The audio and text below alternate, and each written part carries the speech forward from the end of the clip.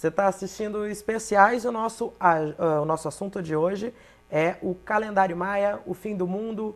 E por quê? Por que o homem busca o fim?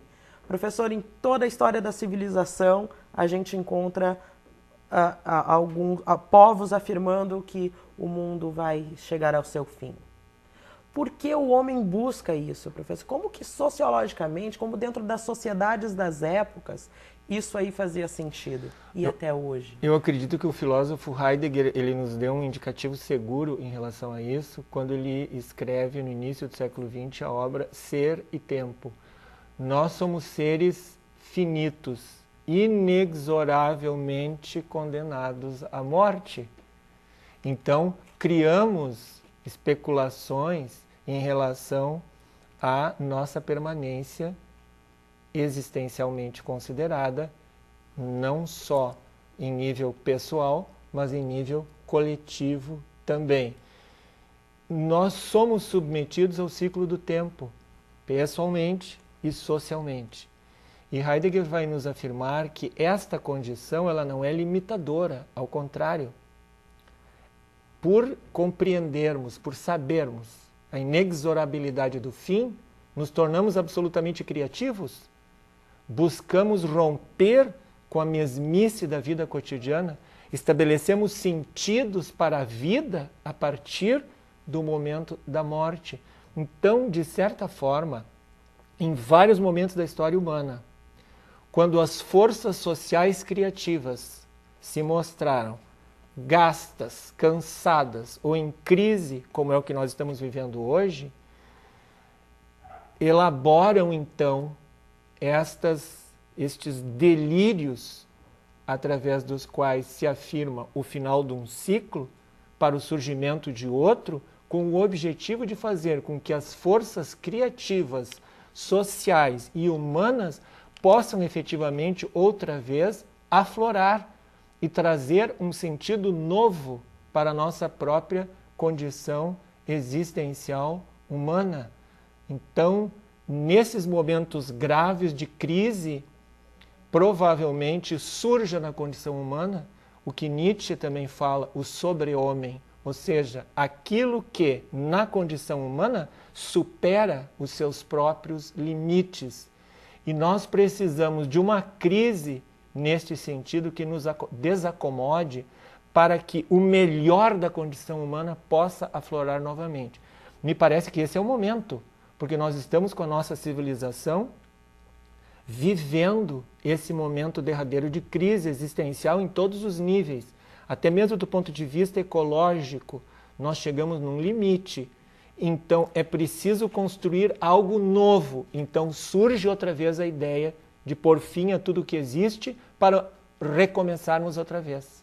Professor, me dá a impressão de que quanto mais conhecimento a gente absorve, mais vai gerando especulação sobre o fim, sobre o fim.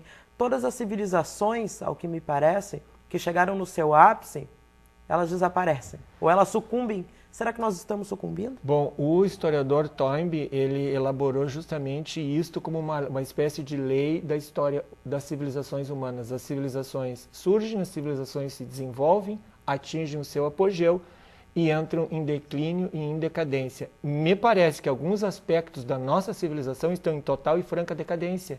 Exemplo. A estrutura capitalista, consumista, não se sustenta mais.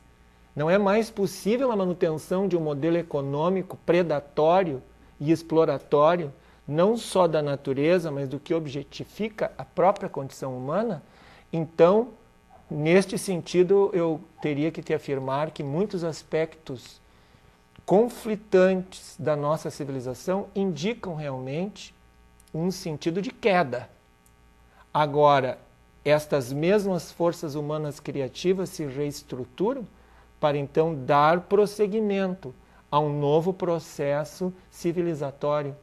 Muitas doutrinas espiritualistas afirmam que nós estaríamos nos encaminhando para o final da era do predomínio da matéria e, portanto, desse capitalismo predatório, para o surgimento de uma nova era de espiritualidade na Terra, em que a cultura e a civilização humana como um todo pudessem se orientar para valores éticos para uma moralidade mais avançada, mais evoluída, que pudesse, digamos assim, suprir os grandes desafios que nós temos que suprir neste final de milênio e início de um novo milênio da história da humanidade.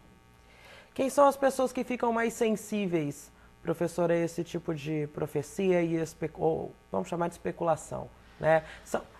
A gente poderia determinar um grupo social que sofre mais quando surge um novo fim do mundo? Eu vivenciei muito o final cronológico do nosso calendário que apontava o fim do século XX e o início do século XXI.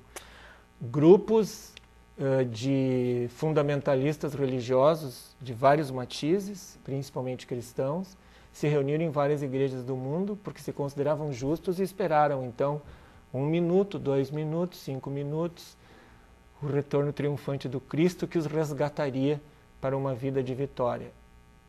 Isto aconteceu na virada do milênio pelo nosso calendário. Então, me parece que os grupos sociais que são mais sensíveis a esses processos milenaristas são os fundamentalistas religiosos. Justamente aqueles que transferem a responsabilidade humana da nossa história para a ação de poderes sobre-humanos fora da condição humana, que eu defino no cristianismo como Deus. E com isso eu quero te dizer o seguinte, eu não estou sendo nem cético nem materialista, mas nestes momentos de crise, me parece que tornar-se imune a esses movimentos exige senso crítico. Então nós não podemos simplesmente acreditar em qualquer especulação que possa ser feita nesse sentido, por quaisquer organismos religiosos de quaisquer interesses, e segui-los abertamente. A força de uma ideia é muito grande, e eu só posso opor a uma ideia a força de outra ideia.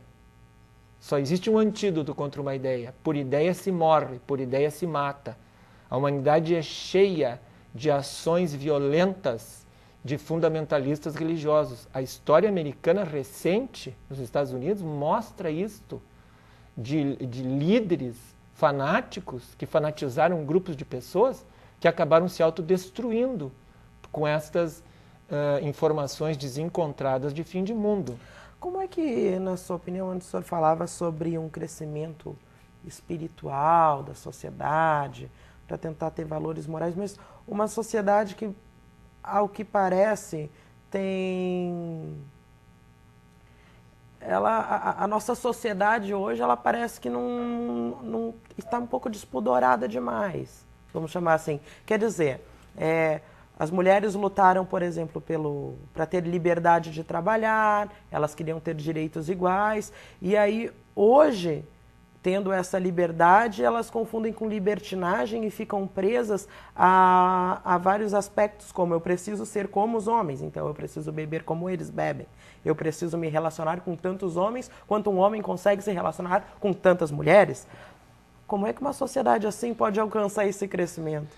Bom, em primeiro lugar, alguns desses aspectos que tu mencionaste aqui, na nossa cultura, especialmente, elas são fruto de uma repressão violenta da sexualidade nos últimos 2000 anos, querendo ou não, a Igreja Católica inicialmente e as demais igrejas cristãs são responsáveis por isso. Muito bem. Historicamente falando, antes da implantação, da instalação do patriarcado no mundo, as primeiras referências que se fazia a Deus era o Deus como mulher, feminino. As estatuetas mostram a deusa e não o Deus. Isso é muito interessante. Bem, na evolução histórica, me parece que nós estamos caminhando efetivamente aqui para a ocorrência de um equilíbrio, mas entre os poderes do feminino e do masculino. Mas existe algo fundamental que precisa ser repensado em termos gerais da nossa cultura, que é este aspecto do consumismo econômico, que tem falácias, que tem bases falsas, como o fato, por exemplo, de que os recursos naturais são ilimitados. Não são ilimitados. Nós já somos 7 bilhões de seres humanos. Nós estamos degradando radicalmente o meio ambiente. Algumas previsões alarmistas informam de que nós já passamos do ponto em que seja possível retroceder. Então, a teoria de Gaia. Nós precisamos, eu acredito que isso. educar, a resposta à tua pergunta seria uma reeducação para colocar o ser humano em equilíbrio com a biosfera do planeta, ou se tu preferir em termos míticos, com a mãe natureza, a divina Gaia. Então, no momento que este processo acontecer, o equilíbrio se restabelece. Então, me parece que uma reeducação geral neste sentido teria que acontecer. Transformações econômicas profundas na nossa sociedade também me parece que já estão em curso para promover essa alteração de consciência em que não se buscasse somente os valores materiais e que se pudesse operar um retorno à nossa verdadeira humanidade. Que é qual? Livre de fanatismos, livre de excessos e em busca de uma verdadeira moralidade e de um verdadeiro equilíbrio. Eu tive atuando também com várias tribos indígenas, isso no Brasil. As índias não usam, os índios não usam preservativo e as índias não usam nenhum tipo de anticoncepcional. Nem ervas naturais. Nem ervas naturais. E se mantendo em contato e em equilíbrio com a natureza, não engravidam. E algumas mantêm relações sexuais 3 vezes por dia. Muito bem. As tribos indígenas do Brasil estão animadas. O nosso papo está muito bom. Nós vamos para o nosso próximo intervalo. E daqui a pouco nós voltamos para finalizar essa conversa sobre um possível fim do mundo, sobre como a sociedade é atingida por todas essas especulações. Nós já voltamos.